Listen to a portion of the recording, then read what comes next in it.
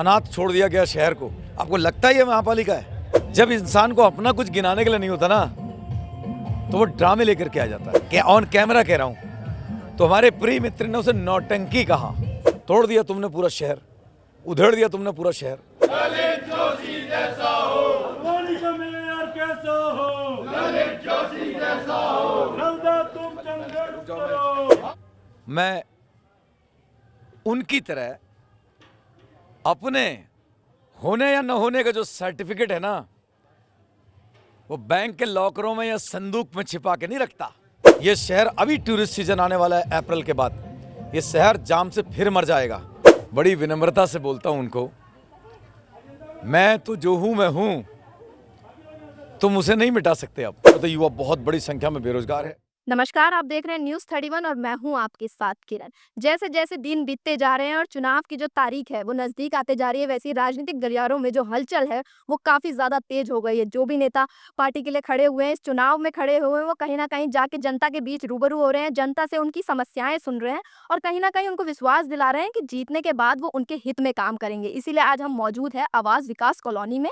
आज यहाँ पे जो मेयर प्रत्याशी ललित जोशी हैं, उनका जनसभा का आयोजन आयोजित किया गया है। इसलिए आज हम उनसे बातचीत करते हैं और उनसे जानने की कोशिश करेंगे कि जैसे भाजपा से लगातार तर्क वितर्क चल रहे हैं, कोई किसी पे इल्जाम लगा रहा है, कोई इसी की बात की सच्चाई जानने के लिए आज हम सीधे ललित जोशी जी से बात करते हैं। सर, जैसे लगातार जो यहाँ पे कहते हैं लगातार अभी सीएम धामी का दौरा हुआ था, इस पर आप क्या कहना चाहेंगे? देखो, प्रदेश के मुख्यमंत्री हैं, मुखिया हैं, कौन उनको मना कर सकता है? वो सर, आएंगे। आपका बयान उसके बाद वायरल हो रहा था कि जिसमें आप कहते हुए नजर आ रहे हैं कि उसमें जो जनता है वो बाहर से बुलाई गई थी। नहीं, इसमें कोई शक है क्या? आपको शक लगता है क्या?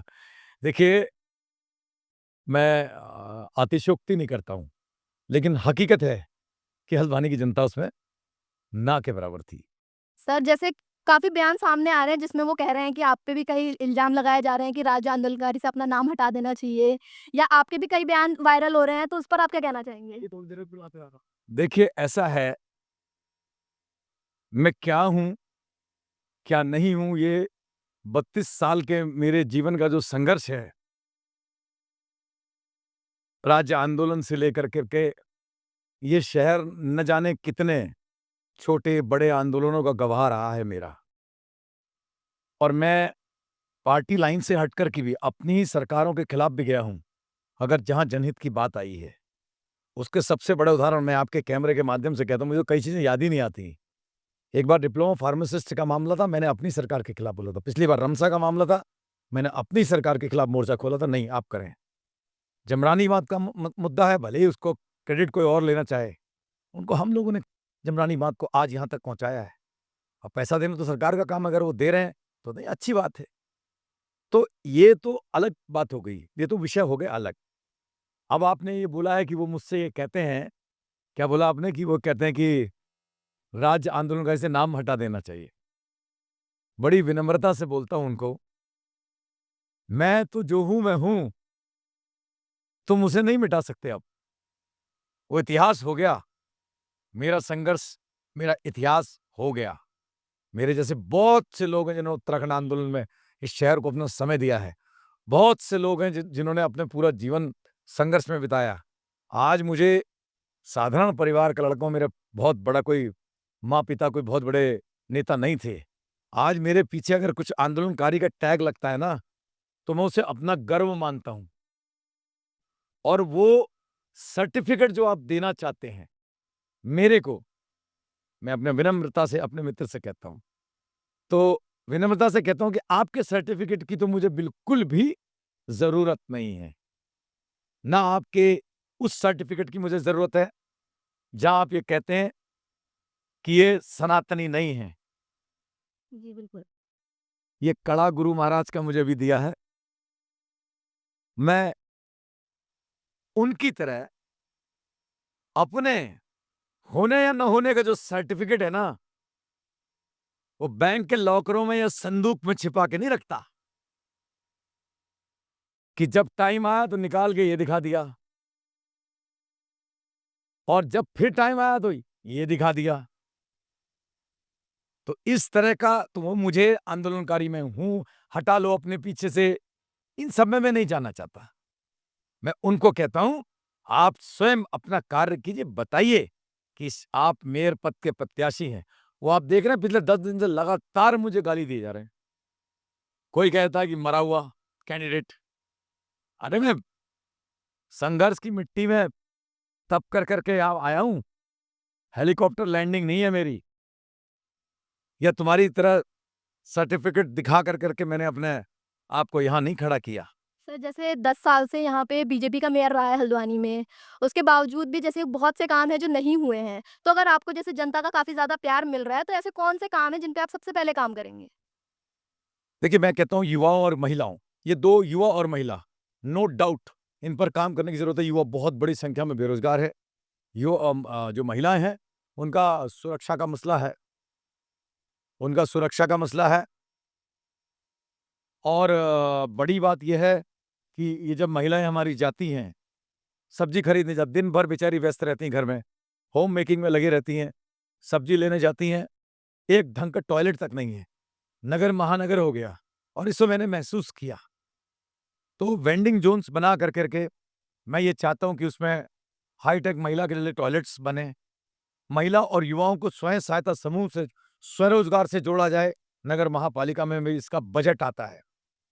तीसरी इम्पोर्टेंट बात है, मैं ये चाहता हूँ कि फ्री होल्ड नज़ुल भूमि का जो मसला है, जो दमोह-डूंगर के जो मसले हैं, इन सबको हल हो जाना चाहिए देश के। आज 5 साल के भीतर इन्हें हल करूँगा। सड़क जहाँ तक ये उधड़ी हुई जो सड़कें हैं, 1 साल में पूरे हल्द्वानी की सड़कों को पुनर्जीवित करना बहुत बड़ा लक्ष्य है। खड्डे हो चुके हैं, अनाथ छोड़ दिया गया शहर को। आपको लगता है ये महापालिका है? लगता है आपको? बज-बजाती नालियाँ, गली-गली मोहल्ले में बुरा हाल है। लगता है कहीं से मानेगा? 10 साल हो गए। बच्चा जवान होकर के अन्न खाने लायक हो जाता है 10 सालों में। हुआ क्या है? ये तो प्रश्न जनता को पूछना चाहिए। सर रिलीजन में जैसे पॉलिटिक्स खेली जा रही है या उसके दम पे जो वोट माँगे जा रहे हैं, उस पर क्या कहना चाहिए कि जो रिलीजन के नाम पे वोट माँगे जा रहे हैं, आपको क्या लगता है कहाँ तक सही है और कहाँ तक गलत है? असल में क्या है, काठ की जो हांडी होती है ना, वो बार-बार नहीं चढ़ती। जब इंसान को अपना कुछ गिनाने के लिए नहीं होता ना, तो वो ड्रामे लेकर के आ जाता है। उन्होंने मेरे सुंदरकांड को, मेरी पूजा पद्धति को, मैंने अपने ऑफिस का इनॉग्रेशन कराया, सुंदरकांड करा, तो क्या ऑन कैमरा कह रहा हूं, तो हमारे प्रिय मित्र ने उसे नौटंकी कहा। असल नौटंकी तो आप कर रहे हो। आपने देखा है एक एक नट जो होता है ना, वो ओरिजिनल में कोई चीज नहीं करता।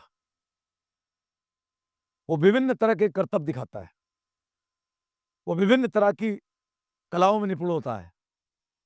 लेकिन एक कला, जो समाज सेवा की जो कला है, जो संघर्ष की जो कला है, वो उनको नहीं आती।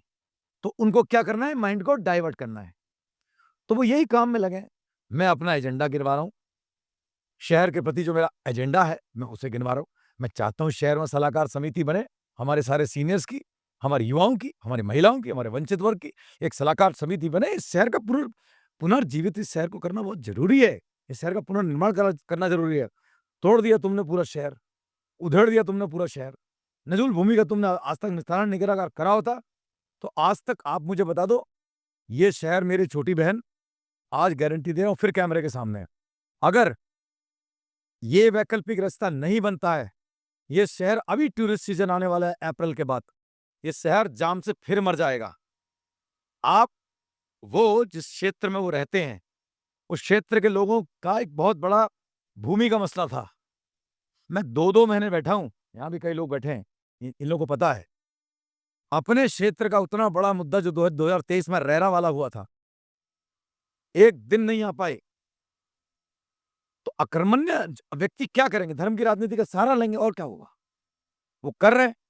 सर एक आखिरी सवाल मेरा ये रहेगा कि जैसे आप कॉलेज से नेता खड़े हुए थे, उस समय भी आपके प्रतिद्वंदी कहीं न कहीं गजराज सिंह बिष्ट थे और अब जब आप मेयर की सीट में भी खड़े हुए हैं, वहाँ भी दिख रहे हैं, तो कहीं न कहीं कड़ा मुकाबला देखा जा रहा है। तो क्या लगता है इस बार जैसे जो ये क्या कहते हैं इलेक्शन है, काफ़ी रोमांचक होते जा रहा है कि किसकी जीत होगी? कहीं न कहीं बीजेपी का नाम भी सामने आ रहा है, कहीं न कहीं कांग्रेस का भी नाम सामने आ रहा है, तो आप क्या कहना चाहेंगे?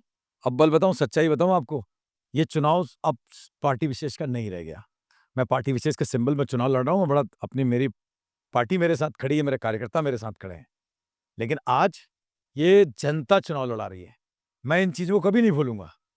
अगर मुझे सलाहकार समिति बनानी हो, मैं कांग्रेस बीजेपी बिल्कुल नहीं देखूंगा। अगर कोई इस काबिल इस लायक है शहर के लिए, तो वो हमारी समिति में रहेगा। यही मेरा कहना है, यही मेरा विजन है। ये शहर चुनाव लड़ा रहा है। सर आपके आप कहने का किस मतलब का- कि अब पार्टी के नाम पे वोट नहीं दिए जा रहे, काम के नाम पे वोट दिए जा रहे। देखिए, पार्टी तो होती है, उनकी पार्टी भी है, उनकी पार्टी है, ठीक है। लेकिन मैं ये चाह रहा हूँ, जो मुझे महसूस हो रहा है, मैं तो खुला बोलता हूँ, मुझे महसूस हो रहा है मेरी पार्टी तो है ही मेरे साथ। लेकिन ये आम जन का चुनाव भी बनते जा रहा है। बहुत से ऐसे लोग हैं जो विभिन्न पार्टियों में हैं, वो मेरे दोस्त भी हैं, मेरे बहुत से संबंध हैं। मानसिकताएं भले अलग अलग हो रही हूँ हम सबकी, लेकिन आज वो मेरे साथ खड़े हैं। ये इशारा मैं आपको इसलिए दे रहा हूँ कि आपको स्वयं दिख जाएगा, और दिख रहा है पूरे हल्द्वानी के अंदर। तो मैं उनका बड़ा कृतज्ञ हूँ, और मैं भी ये भेद नहीं करूँगा। अगर मैं कहीं बन गया, ये सब भेद मैं नहीं करूँगा। मेरा पूरा जीवन संघर्ष में बीता, बार बार बोल रहा हूँ। आप अगला जो जीवन कहाँ मैं मेयर के पद में बैठूं, तो 5 साल मेरा जीवन वही संघर्षशील व्यक्ति हूँ, वही आंदोलनकारी हूँ, पैर में मेरे वही चक्र है। किसी न किसी अधिकारी ने जनहित का काम नहीं किया तो फिर आंदोलनकारी बन जाऊंगा। यही मेरा कहना है, और मेरी तो बिल्कुल सीधी है आंख। मैंने अपने मैनिफेस्टो बोल दिया है।